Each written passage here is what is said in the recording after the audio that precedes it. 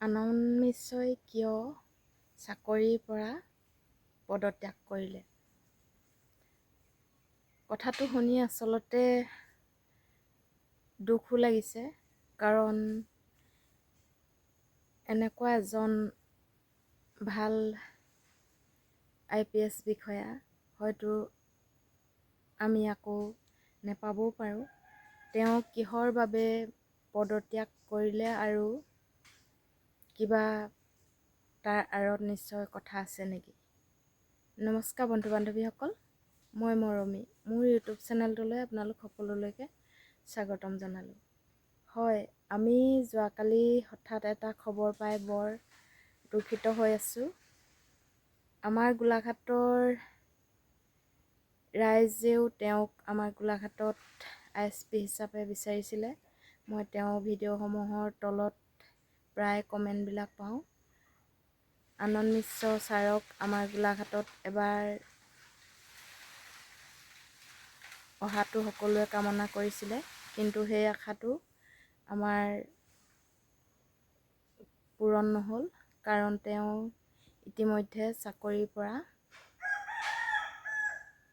অব্যাহতি ল'লে বা চাকৰি তেওঁ পদত্যাগ কৰি নিজৰ জীৱন নিৰ্বাহ কৰিবলৈ লৈছে। তেওঁ কি সত্ৰে এনেকুৱা কাম কৰিলে, নে চাকৰিত তেওঁ টকা পইচা কম হ'ল, নে ঘৰৰ প্ৰেছাৰ, নে কিছুমান দুৰ্বৃত্ত প্ৰেছাৰ পালে, নে সৎ মানুহে এনেকুৱা কাম কৰিব নোৱাৰি, কি প্ৰেছাৰত আচলতে তেওঁ চাকৰিৰ পৰা পদত্যাগ কৰিলে, সেইটো বহুত প্ৰশ্নৰ মাজত ৰাইজৰ বহুত প্ৰশ্ন আচলতে থাকি গ'ল। তেওঁ কেইমাহমানৰ আগত কৈছিলে যে তেওঁ চাকৰিৰ পৰা পদত্যাগ কৰি তেওঁ ৰাজনীতি খেলিব। নিশ্চয় সেইটো এটা বাতৰি জনসাধাৰণে নিশ্চয় পাইছিলে, মনত আছে চাগৈ।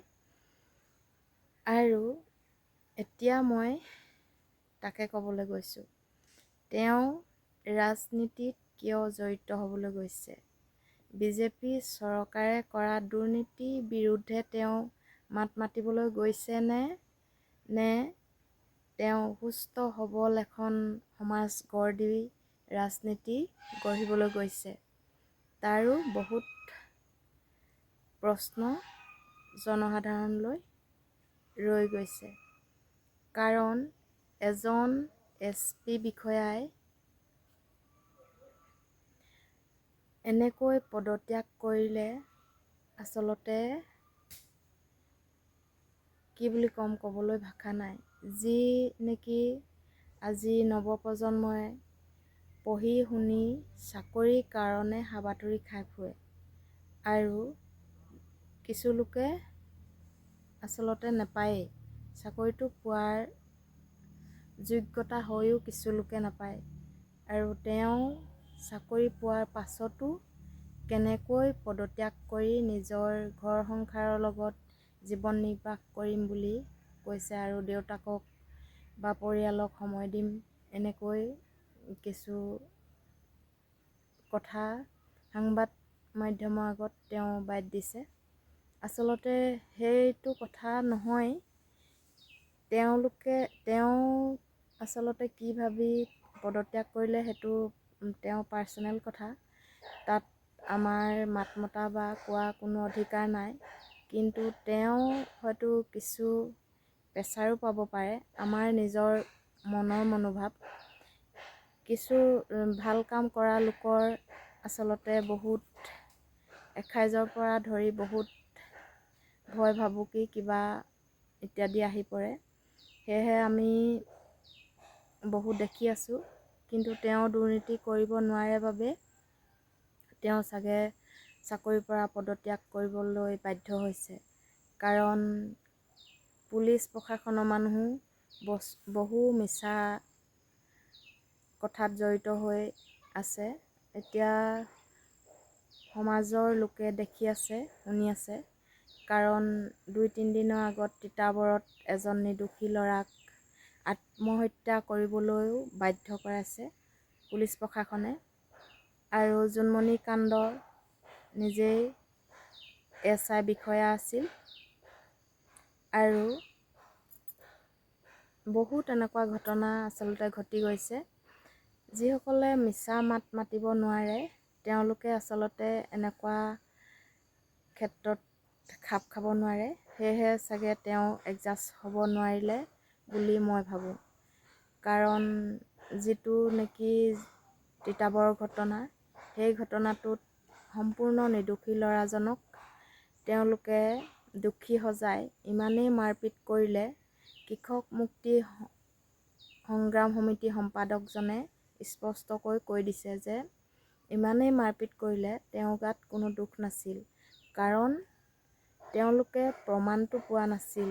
সন্দেহ কৰি কোনো এজন ব্যক্তিক ইমান অত্যাচাৰ কৰা কোনো যুক্তি নাছিল। হয়, তেনেকুৱা কাৰণতে আনন্দ মিশ্ৰ ডাঙৰীয়ায়ো পদত্যাগ কৰিছে নেকি মোৰ সন্দেহ হয়। আৰু বিশেষ কিনো ক'ম, ক'বলৈ কিন্তু আছে, হ'লেও আজিলৈ আৰু ইমানকে কৈ মোৰ ভিডিঅ'টো সামৰিলোঁ। যদি মোৰ কথাকেইটা ভাল লাগিল, লাইক, কমেণ্ট আৰু শ্বেয়াৰ কৰি দিব বুলি আশা ৰাখিলোঁ। আৰু যিসকলে নতুনকৈ চাইছে মোৰ চেনেলটো, তেওঁলোকে মোৰ চেনেলটো ছাবস্ক্ৰাইব কৰি কাষতে থকা বেল আইকনটো ক্লিক কৰি দিব বুলি আশা ৰাখিলোঁ। আৰু আনন্দ মিশ্ৰ ছাৰলৈও মোৰ ফালৰ পৰা অশেষ ধন্যবাদ থাকিল।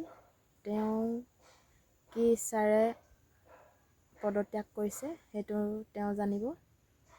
এতিয়া হেপী থাকক আৰু ৰাইজৰ হকে মাত মাতি যদিও তেওঁ ৰাজনীতিৰ ক্ষেত্ৰত নামিব বিচাৰিছে। আমি যদিও অসমৰ, তেওঁ বিহাৰৰ, কিন্তু সম্পূৰ্ণ আমাৰ ফালৰ পৰা ছাপোৰ্ট থাকিব আনন্দ মিশ্ৰ ছাৰলৈ।